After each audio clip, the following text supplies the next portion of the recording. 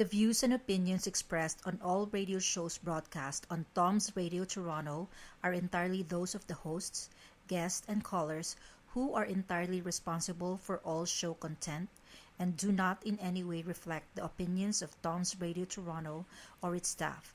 These broadcasts are presented and made public as entertainment and general information only, in the hope that they will be entertaining and informative to listeners. They are not intended to diagnose, treat, cure, or mitigate in any way any disease or condition or to promote any specific lifestyle, belief, religion, political affiliation, or other personal practice, nor is the information presented necessarily accurate or verifiable. Isang magandang tanghali po sa ating lahat ng mga kababayan anywhere in the world na naaabot po ng ating TOMz Radio Toronto. Ito po inyong kaibigan Mon Datol. Ito po ang Balitang Bayan Biyernes, Abril 9, 2021 at araw ng kagitingan sa buong Pilipinas. Alright, but of course, top of the news today, Britain's Prince Philip has died. The news. Britain's Prince Philip, a constant presence at Queen Elizabeth II's side for decades, died this morning at age 99, Buckingham Palace announced. The death of the Duke of Edinburgh is a profound loss for the 94-year-old monarch who once described him as a strength and stay all these years. The outspoken former Navy commander devoted much of his life as the Queen's consort to charity work, but was notorious for numerous blunders, many deemed downright offensive. He was admitted to hospital on February 16, 2021 and went home after a month, during which he was treated for pre-existing heart condition and an infection. Announcing his passing, BBC Television played the national anthem over a picture of Philip in his prime, dressed in military dress uniform. Philip was by the Queen's side for nearly 8 decades, retired from public duties in 2017 at the age of 96. His death came just months before his 100th birthday in June, an event typically marked in Britain with a congratulatory message from the Queen, who is now Britain's longest-serving monarch. The couple, who celebrated their 73rd wedding anniversary in November, had been living largely in isolation at Windsor Castle, west of London, because their advanced age put them at heightened risk from COVID-19. Philip and the Queen received their first vaccinations against the virus in January. Philip was no stranger to health issues. He was previously fitted with a stent in 2011 after suffering from a blocked artery. He also had a hip operation in 2018, and in January 2019, he emerged unscathed after his vehicle was involved in a traffic accident that injured 2 people near the monarch's Sandringham estate in eastern England. The prince then spent 4 nights in hospital in December that year, receiving treatment for what was described as a pre-existing condition. He was discharged on Christmas Eve in time to rejoin the rest of the royal family for the festive period. Since the pandemic, Philip has made few public appearances. He was last seen at stage appearance at a military ceremony at Windsor Castle in July, days after attending the wedding ceremony of his granddaughter, Princess Beatrice. In November, he and the Queen marked the latest anniversary of their 1947 nuptials by releasing a photograph of them together again at Windsor. Philip and the Queen have 4 children: Charles, Anne, Andrew, and Edward, 8 grandchildren, and 9 great-grandchildren. Philip, the longest-serving consort in British history, was born on the island of Corfu with Danish and Greek royal titles. He fled the country when he was just 18 months, or rather 18 months old, with his parents and 4 sisters after his uncle, the King Constantine of Greece, was forced to abdicate. Well, Philip was formally introduced to Princess Elizabeth, the future queen, in July of 1939, and they kept in touch during the war, meeting on a number of occasions. The pair married in Westminster Abbey in London in 1947. A rising star in the British Navy, Philip had reached the rank of commander by the time Elizabeth ascended to the throne in 1952. He eventually shelved his personal ambitions to support his wife in the role. Over the ensuing decades, he was involved in numerous charities, including the World Wildlife Fund for Nature and the Duke of Edinburgh Award Scheme for Young People. Of course, the world mourns the death of Prince Philip. Yan po ang pangyayari kaninang umaga lang sa England. Kasi 6 hours ahead sila sa atin. Yung ganon. And so, mga kababayan, kahit po tayo rito sa Canada, our Prime Minister expressed his sadness, his sorrow over the death of Prince Philip sapagkat several times nagpunta po rito sa Canada yan. I think it's more than 20 times daw. Buhat noon. 1952 yata. And I was watching the television interview of several people, including the former Prime Minister of Canada. And they expressed their deep sympathy to the Queen of England, who is also 94 years old. Mag-100 taon na pala itong si Prince Philip, and he was the longest, pinakamahabang constant kasama yan ng Queen of England. Well, ang papalit po, kung sakali naman pala at itong si Queen Elizabeth, huwag naman po, huwag naman natin ipagdasal. Talagang darating po yan kung si Prince Philip nga at 99 years old, 1 taon na lang. June ito. Sa darating na June, centennial ako na pala niya, birth date. Hindi na umabot, ilang buwan na lang yon. May mga ganun po talaga na darating ang panahon mo bago dumating ang iyong kaarawan ulit. It happened to my mother. My mother died at the age of 39 in 1967. 2 days before her 40th birthday. Mas masakit yun magko-40 anyos yung nanay ko, 39, 2 days talagang ganon. Prince Philip would have been 100 years old in June. Ilang buwan na lang po yun. 100 taon na yung Prince Philip. At malaking celebration yun sa England mismo, sa United Kingdom. Kaya po nagluksa ang buong bansa ng United Kingdom, pati po ang ibang mga bansa, lalo na yung mga naging UK nung araw. Canada is one of them, New Zealand, Australia, Pakistan, yan po ang mga naging dating under the ng United Kingdom, ng England, di ka nga natin. Half-mast yung kanilang mga flag. Kaya nga po dito sa Canada, kanina pa naka-half-mast dyan sa Ottawa. Pinagluluksa ang kamatayan ng prinsipe. It's a prince, prinsipe.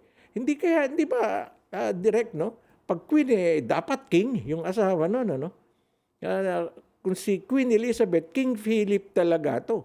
Kasi asawa ka ng queen. Kumbaga sa lalaki, ang presidente, first lady yun. Di ang babae, pag naging presidente, kamukha ni Gloria Arroyo, di ba naging presidente yan? Yung asawa niya, first gentleman ang tawag di ganun din. Pag ikaw, queen, yung asawa mo, king. Ayan. Kung yung asawa mo yung pangalan na queen, dapat pangalan mo rin king. Napag-uusapan lang alam naman ninyo, sa oras ng ganyang kalungkutan, dapat may nakangiti rin naman at Hindi naman naaalis yung pagluluksa mo kung magpapatawa ka ng konti, no? Pero tayo po nakikidalamhati, all the people almost all around the world who knows this family of the Queen of England, talagang they express sorrow, sympathy sa royal family. Okay? Yan po ang pinaka-top of the news ngayong umaga o tanghali ng April 9. Alright, samantala, sa pagkapatuloy po ng ating balita, sa Pilipinas po, FDA or Food and Drug Administration stops, pinahinto ang paggamit ng AstraZeneca. Samantalang kanina po, napanood ko sa telebisyon, nagpabakuna ng AstraZeneca ang premier ng Ontario, si Doug Ford. Pinili niya, I want AstraZeneca. Kaya I was really smiling, no? Sabi nga ni Doug Ford, I want that vaccine to be used on me because I want to assure people, I want to assure Ontarians that this AstraZeneca, ayan, ginawa po yan sa British British-Swedish drug maker ang gumawa ng AstraZeneca. Ngayon po, pinagbabawal muna sa Pilipinas ang paggamit yan. Tingnan po natin ang balitang to. Well, the Food and Drug Administration has advised the Department of Health to stop giving the AZD1222 vaccine of British-Swedish drug maker AstraZeneca to persons below 60 years old. Aba, si BFFC na sa gala ko yata, nagpa-inject na ito. Ano kaya ang pinagamit nito? More than 60 na rin yan. Pwede na yan gamitin ng AstraZeneca. The recommendation comes after the European Medicines Agency or EMA announced yesterday that it found possible links between the vaccine and blood clots in 16 cases across Europe. The EMA pointed out that the clots were a very rare side effect of the vaccine and that taking the vaccine remained beneficial. FDA Director General Eric Domingo said the national adverse effects following immunization community has not received reports of possible platelet and thrombotic issues among those who had been inoculated with the vaccine in the Philippines.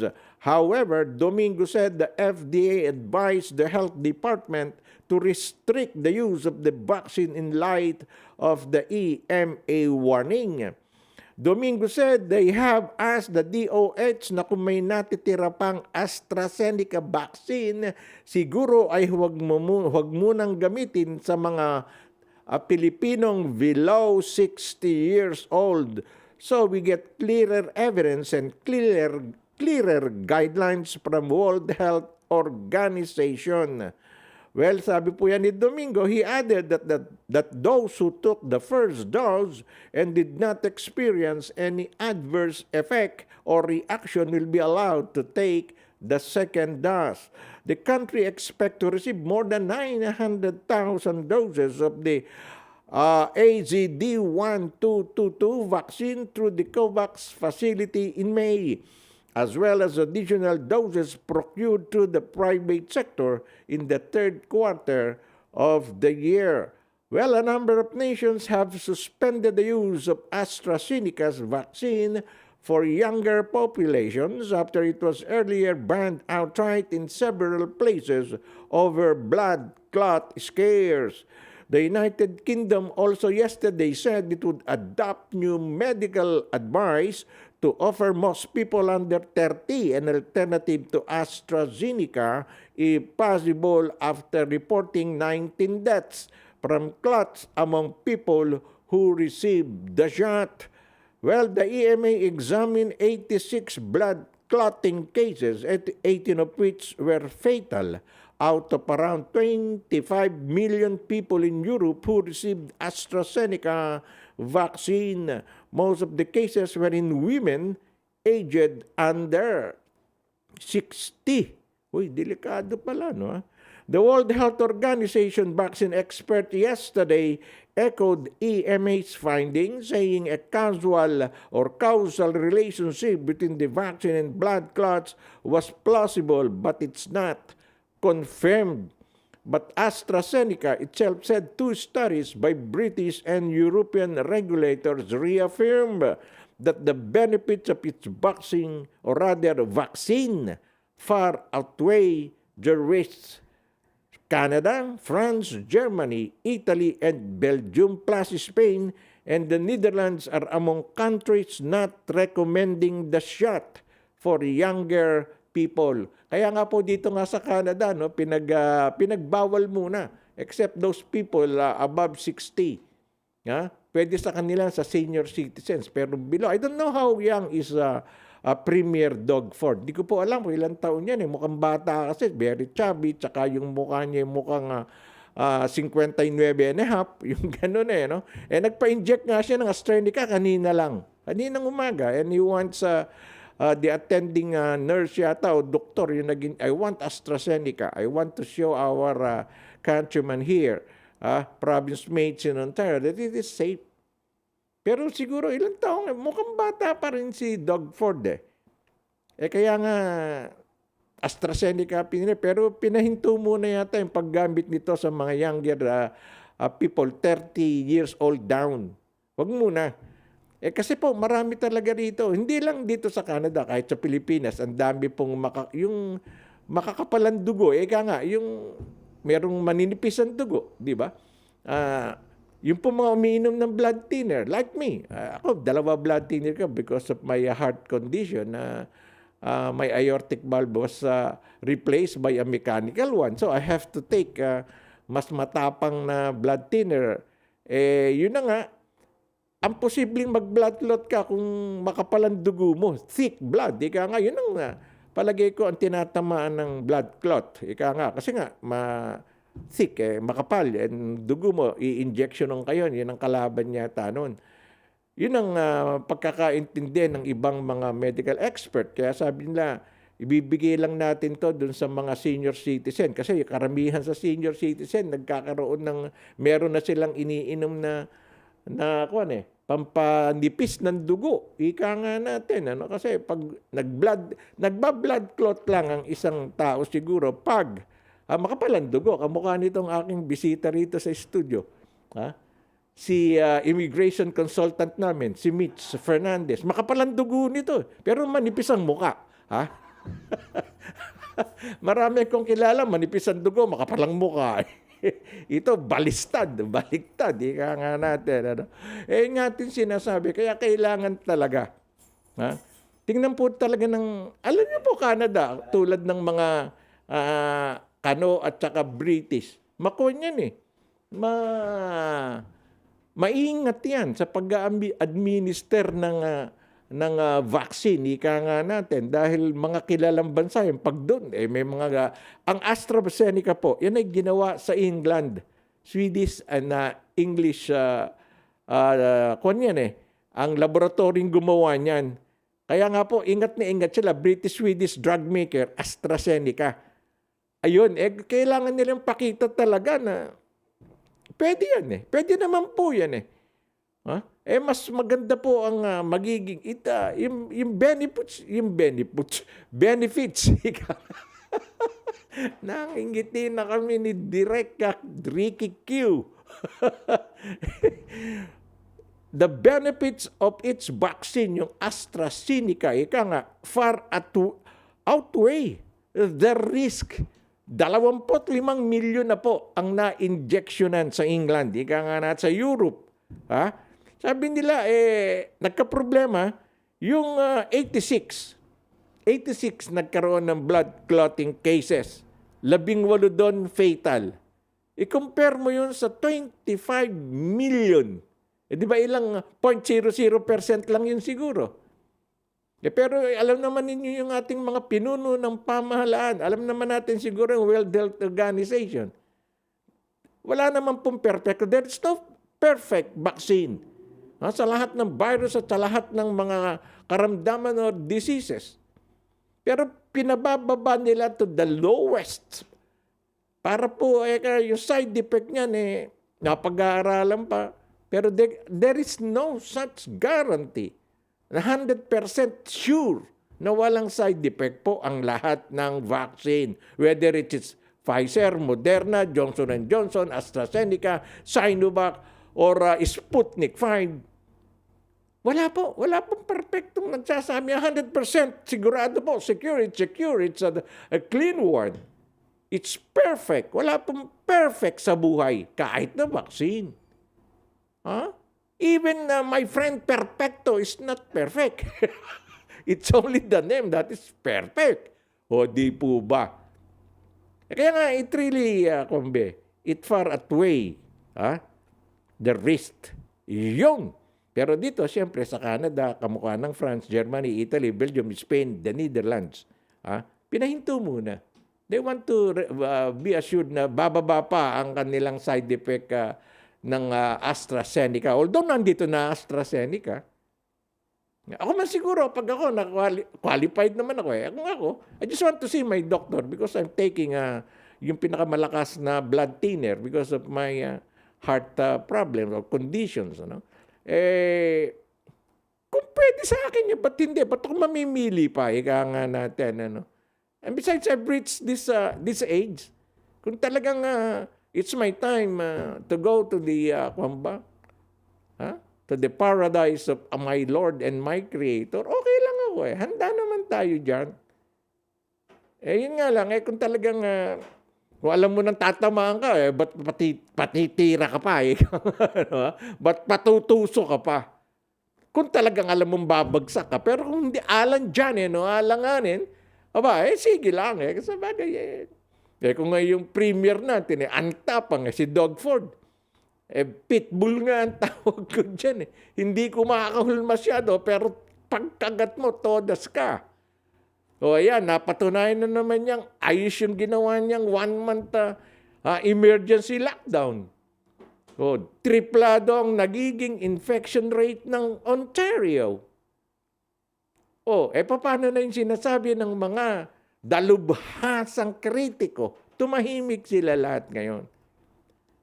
Kung sabi nga natin, kahit sa Pilipinas, yung mga kampong binabanatan si Tatay Digong Duterte, ika nga na, tumahimik muna kayo. Stop! In the name of, laba? Hindi. Stop in the name of unity among Filipino people. Kung wala kayong masabing maganda kamukha ng ibang artista, ginagamit platform nila. Dahil sa dami ng fans, pag nagsalita si Duterte o si spokesperson Harry Roque, hindi nila nagustuhan, sasawsaw na yan, parang futong-fute isinawsaw doon sa dinuguan. Hindi nila alam, yung futong-fula mas masarap. Yan sinasabi, wag kantsaw ng kantsaw. Wag ratsada ng ratsada. Pag kayong maitulong, walang magandang magwat, tumahimik. Isarang bibig, enough. Okay? Ewan ko ba ito sa ibang to? Alright, ngayon po ay araw ng kagitingan, April 9 sa Pilipinas. Ano ang sinabi ni Pangulong Duterte sa ating mga kababayan? Malalaman niyo po sa pagbabalik ng Balitang Bayan Biyernes. Sandali lamang po. So why would you want Genesis Immigration to help you in your application? Our company, Genesis Immigration Consulting, is committed to providing truthful, honest, competent, and result-oriented service through advising and representing our client in Canada and overseas in a wide range of immigration matters, which focuses on providing support, building dependable relationships, and promoting success. We are dedicated to understanding what results you want and to helping you understand what actions we can take on your behalf. We will work with you every step of the way to make sure that you understand the choices you are making and feel empowered to make them. But why would you want Genesis Immigration to help you in your application? We work with passion. Highly recommended by clients. Yes. Professional. ICCRC registered. Caring. Knowledgeable. Approachable. High value on integrity. Experienced. Affordable. Reliable. Trustworthy.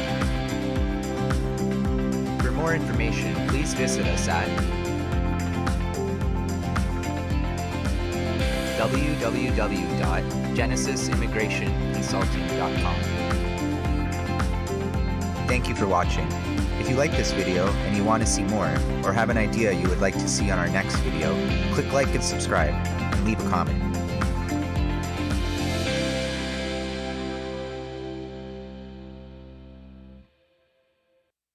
Nagbabalik po ang Balitang Bayan Biyernes. Ito pa rin po inyong kaibigan Mon Datol.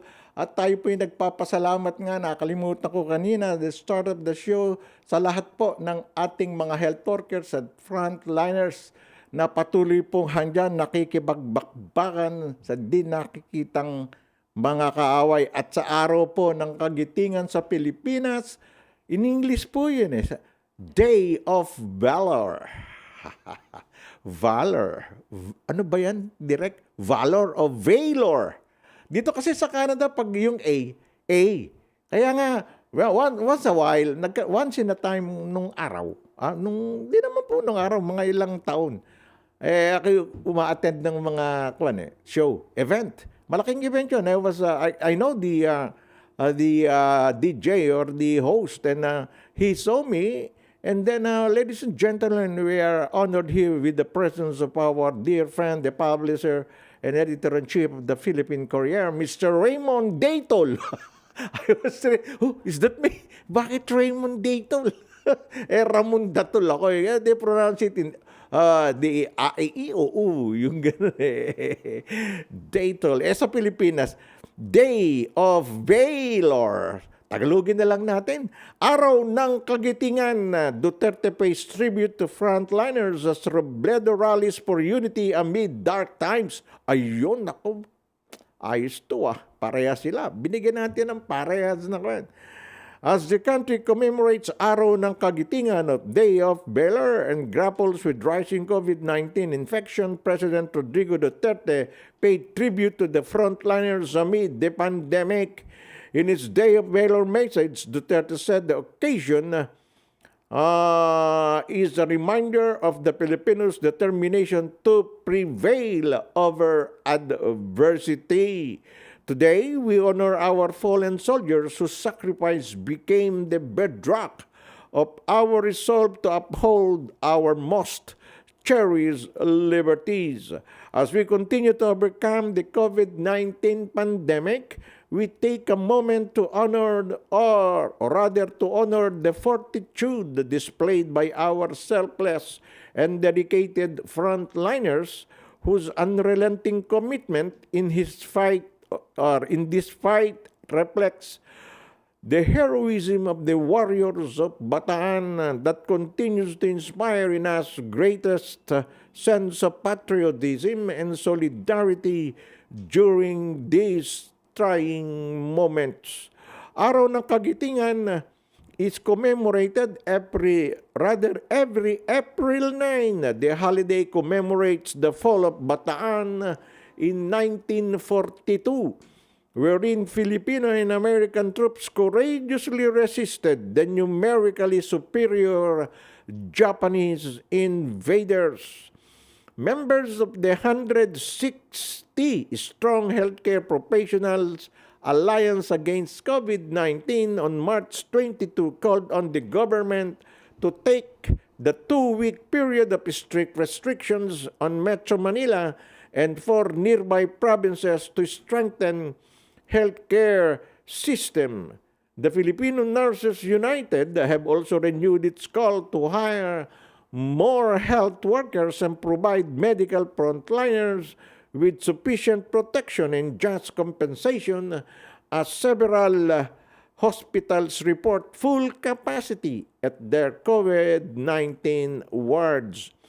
The Department of Health announced yesterday that it is redeploying healthcare workers from other regions, Visayas and Mindanao, particularly to augment manpower in Metro Manila Hospital. Meanwhile, Vice President Leni Robredo, in her Day of Valor message, lamented that with the ongoing pandemic, the country's plunge to dark times as with what happened in Bataan. But Robredo said, with unity and the guidance of our heroes, the country can prevail over the challenges brought about by the health crisis. The Vice President encouraged the Filipino people to emulate in their own ways the country's heroes of Bataan and Corregidor, their love for their fellow Filipino, their hope even in darkness of times, and their readiness to sacrifice for the many. Of course, no? Ilang masasabi ko. Pero alam niyo po mga kababayan, ito sa sarili ko lang pong pananaw, yung aking personal na conviction, sabi nga, no? Bakit ang pinaghahanda or commemorate or pinagkukuha natin, ibinabanda natin, pinagsisigawan natin yung mga bagay na tayo ay talunan, hindi yung magaganda para sa ating bansa. Ewan ko po, sa sarili ko lang, ang gusto ko pong sabihin dito, ipagbunyi natin yung araw ng kalayaan, yung gano'n, tayo nagtagumpay, o yung tinalo ni Lapu-Lapu si Magellan, yung mga gano'n, yung araw ng kasarinlan. O, nung makuha natin yung ating Independence Day galing sa Amerika, nung talunin natin yung mga Kastila, nang labanan natin sila, nung pinunit ni Andres Bonifacio yung kanyang sedula kasama ng mga libu-libong mga katipunero na nagumpisang lumaban, just the day of rejoicement, yung pagpapalakpak ng tao sapagkat nagising ang bansang Pilipinas. Yung ganun. Pero yung natalo tayo, the fall of Bataan, bakit yun the fall? The rise of the Phoenix or the rise of Juan de la Cruz. Yun ang ating ipagbunyi siguro. Ako, yun po ang sarili ko. Wag na nating natalo ka na nga ron. Okay, alalahanin natin, pero nationwide ba, alalahanin mo, natalo, the fall. Pagkatalo. Yung para bang natalo ang Toronto Raptors. O, di ba? Pag-uusapan nyo, sa susunod na laro, mananalo. Doon ka magbunye. Pag natalo, it's only a game. O, di ba? Anyway, yung pa sarili ko lang, hindi ko naman kinokontra yung pagsasagawa ng batas. Kasi may mga tinatawag na bayani yung ibang mga tao sa atin sa Pilipinas. Bayani kayan, kanang pangulo ng atin. Hindi po, pinapatay niyo yung mga talagang bayani. Yung gano'n. Nasusulat yun. Nasa dating libro ng katotohanan, kanga na history. Ang kabayanihan ng mga taong pinapatay ng isang taong akala mo siya ang bayani. Alam mo, nung araw, politika yung naghaharing sa Pilipinas. Hindi yung personal. Ang alam kong personal na talagang pambayan sila Andres Bonifacio, sila Jose Rizal. Yan ang mga tunay na bayani. Ako, si Andres Bonifacio, ang tunay na bayani sa akin. Sila nila Jose Rizal. Sapagkat sila ang talagang nakipagbakbakan. Si Andres Bonifacio, kailangang gumamit ng dahas. Yung Jose Rizal, sabi niya, walang dahas. Daanin natin kaya siyang ginawa sa panulat, sa pakikipag-usap, sa dialogo. Kaya siya ginawang national hero ng mga Kano. Ayaw ng mga Kano at saka ng Kastila na bakbakan yung gera. Gusto nila yung usapan na marangal, yung tahimik, walang patayan, yung ganon. Kaya he's the national hero of some countries. Sa Pilipino rin, ibang mga Pilipino mababait, ayaw ng bakbakan. Ika nga, pero yung mga kapatid nating Muslim, bakbakan tayo dinayo ng mga Kastila.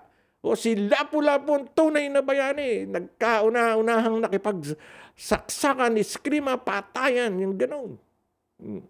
Pinatay niya, napatay natin yung mga sumasakop na Kastila. Di ba?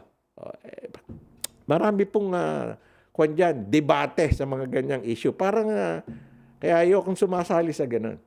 Kahit nga yung debate sa relihiyon, hindi ko pinakikialaman yun. Ayoko po, kanya-kanya lang tayong paniniwala. Kung anong paniwala mo, doon ka, ilaban mo. Kung ayaw nilang makinig sa'yo, thank you. Kung makikinig sa'yo, salamat. Yung gano'n. Kanya-kanyang opinion, kanya-kanya racket, ala po tayong samaan na loob, alam pa kailaman. Pero kapag ang pinag-uusapan dito, yung pong kapakanan ng nakararaming Pilipino, magtulungan tayo. Huwag na nating sirain pa yung ginagawang maganda nang namumuno po sa atin sa kasalukuyan. Ayan, yun lang po ang sa araw po ng kagitingan. Maraming magiting na tao sa Pilipinas. Ang problema lang po, yung magiting na tao ginagawang kontrabida ng ilang mga taong gustong maging bida. O di po ba? Sasang-ayon dito yung aking best friend na si Lady Always Sina Sagala. Bakit nga hindi? Ang gusto niya tulungan na makapagbigay ng kaunlaran at kagalingan sa lahat ng Pilipino. Nasa Pilipinas ka man o nasa abroad ka o kung nasa ang kamang lupa na iyong tinitirhan ngayon. Yung kung makatutulong, tumulong. Kung walang maitulong, tumahimik. Di ba mas maganda yan kahit sa Pilipinas? Kung ala ka maibigay na natulong kahit isang singkong duleng, huwag ka nang kumibo. Huwag mo nang siraan pa yung nagbibigay ng tulong. Mas maganda yung ganon. Di po ba, mga kababayan? Well, sa pagkapatuloy po ng ating ivermectin, di epektibo sa COVID. Sabi yan ng health expert kanina. Ito po, ang balitang yan. Hindi suportado ng control data o ginawang pag-aaral ng iba't ibang bansa na epektibo ang anti-parasitic drug na ivermectin na panggamot sa COVID-19 sa kabila ng pagsusulong ng ilang grupo para gamitin ito sa Pilipinas. Naku po. Alright. Ivermectin is very popular in South America where it is used for worms. Naku po.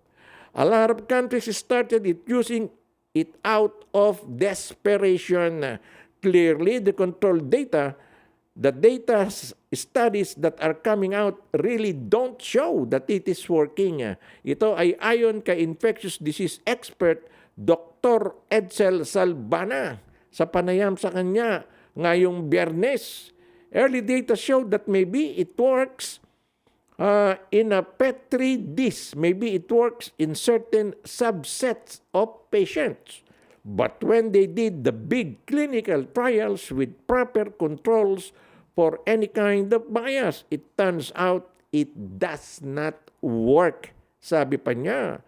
Sa kabila naman ng mga babala ng International Health Organization, nag-issue ang Food and Drug Administration kahapon ng compassionate use permit ng ivermectin para gamitin sa pasyenteng may COVID-19. Bakit? Sa kasalukuyan po, ang rehistradong ivermectin product sa bansa o sa Pilipinas na para sa tao ay para lamang sa topical formulation at kailangan ng prescription o reseta. Ginagamit itong panggamot sa external parasites tulad ng, pakinggan nyo po, kuto, skin conditions tulad ng rosacea. Ayan po, pangkuto, may kuto ba tayo sa loob ng ilong? Ayan, may kuto ba tayo sa bituka? Ba't iinumin? Tama kaya yung sinasabi ni Congressman Michael Defensor na siya gumagamit nito at saka yung iba pa pong mga nagbabando sa kanilang mga vlogs at saka sa kanila pong mga YouTube channel na ginagamit ko to, okay to. Yung pala, eto, lumabas, sa external lang po. Ibig sabihin, hindi po panloob ng katawan ng paggamit ng ivermectin. Ito po ay sa external o sa labas, parasites tulad ng kuto sa buhok. Ayan, yung skin mo. Siguro yung mga may hives siguro, direct Q. Yung sa balat, siguro, Tita Cecily, baka pwede mong gamitin to. May hives ka pa yata. Oh, yun yung mga ganyan. Kamukha nito, alam mo, pag ngayong spring, maraming nagkakaroon ng dito, allergy. Oh, baka yan ang pwedeng gamitin nila. Pag ika nakasinghot ng pollen, atsu ka ng atsu. Akala ng mga tao, tatakbo na palayo sa'yo. O nakakalimutan lang, spring ngayon, maraming allergy sa mga pollen, sa mga lumilipad na mga gamo-gamo ba doon. Kaya maraming naghahatching, namumula ang mga mata. Yun. Hala pong COVID yun. Pag humatching ng humatching, sunod-sunod, hindi po COVID yan. Alalahanin po natin, spring ngayon, springtime. Kita nyo ang weather ngayon. Kahapon, saksakan ng init, 21, 22 po centigrade. Ngayon, mga 16 hanggang 19. Pero kulimlim ang panahon. Mainit-init, ika nga natin. Hindi na nga tayo nagsisweater ngayon. Baka pumasok kami ni DJ Ricky Q dito, nakasando na lang. Bawal naman na sa television nakasando. Hindi naman kami endorser ng sando. Di ba? Siyempre. So, ulitin po natin to mga kababayan. Hindi suportado ng control data o ginawang pag-aaral sa iba't ibang bansa na epektibo ang anti-parasitic drug na may pangalang ivermectin na panggamot laban sa COVID-19. Ewan ko po, sa Pilipinas ko lang narinig yung may galit na galit pa nga ako napanood na bakit hindi bigyan ng lisensya ng permit ng FDA ivermectin nung pang-araw ginagamit yan sa Pilipinas sa panahon pa ni Presidente Marcos. Opo, ginagamit nga yan pero panlaban sa kuto, panlaban sa mga worms ng hayop, pinapainin sa mga hayop yung pampurga ba? Gusto nyo ba sa tao ngayon pampurga? COVID-19 yan, hindi po hayop ang tao. Hayop nga, pero mataas tayo kaysa sa natural na animal. Pang-animal yan, na gumagamit rin pampurga ng tablets. Huwag po natin kunin yan. Huwag muna, hanggat ala po tayong nakikitang magandang resulta. Ang FDA, ang Food and Drug Administration, baka napipilitan lang itong magbigay ng permit.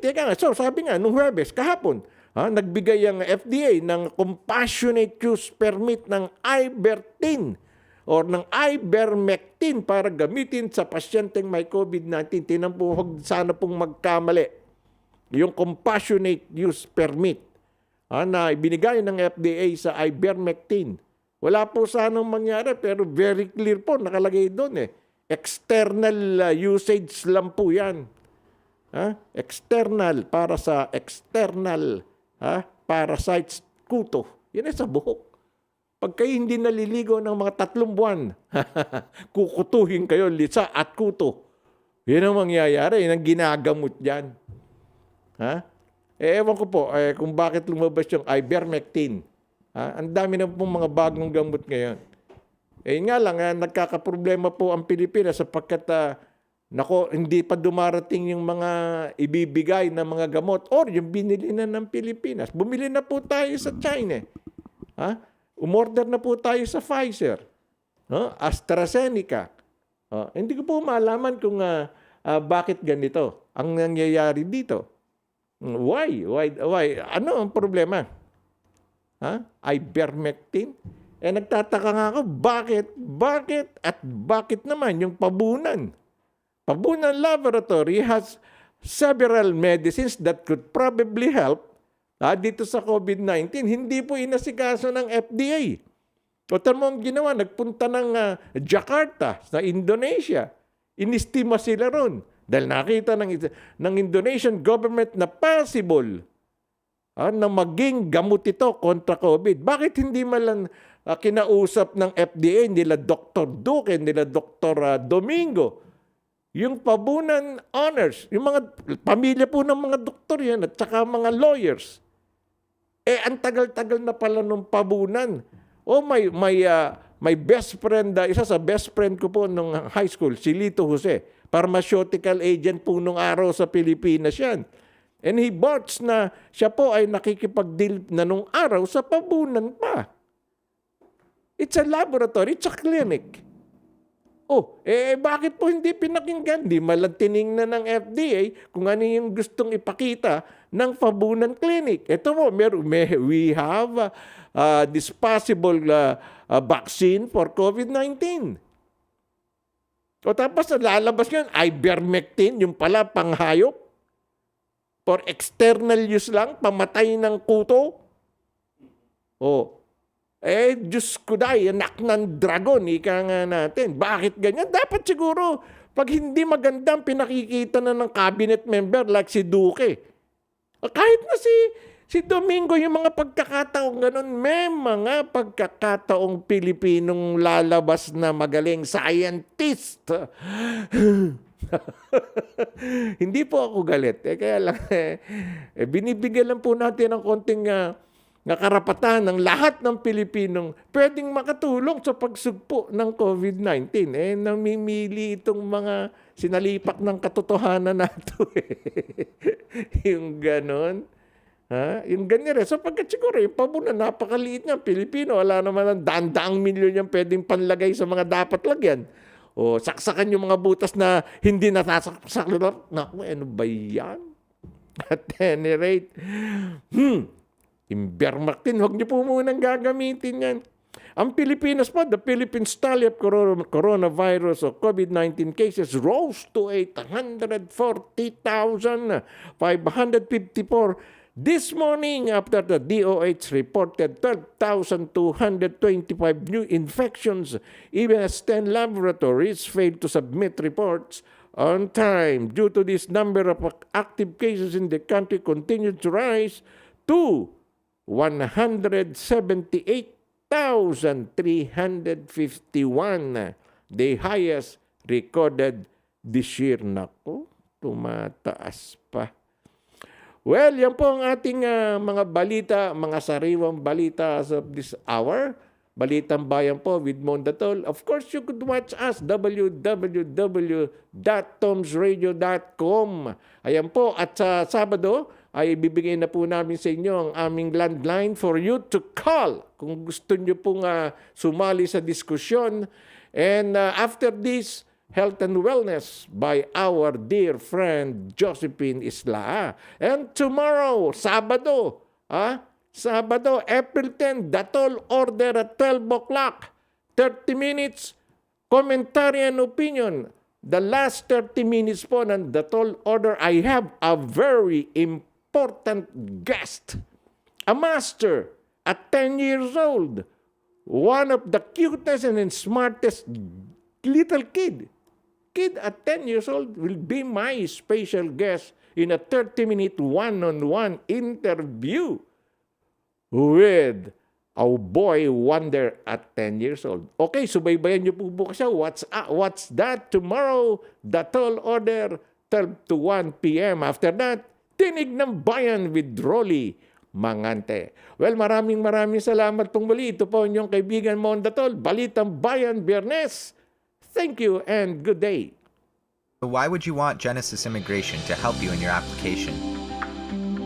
Our company, Genesis Immigration Consulting, is committed to providing truthful, honest, competent, and result-oriented service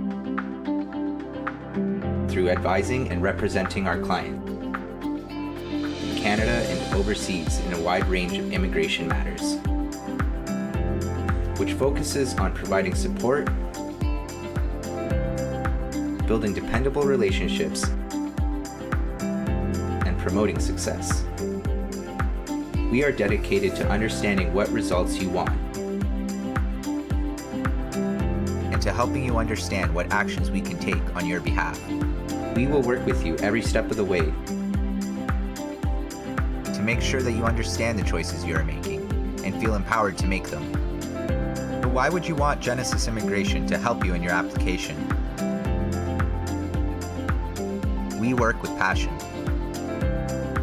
Highly recommended by clients. Yes. Professional. ICCRC registered. Caring. Knowledgeable. Approachable. High value on integrity. Experienced. Affordable. reliable, trustworthy. For more information, please visit us at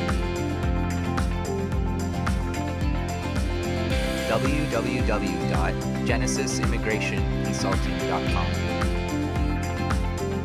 Thank you for watching. If you like this video and you want to see more, or have an idea you would like to see on our next video, click like and subscribe, and leave a comment.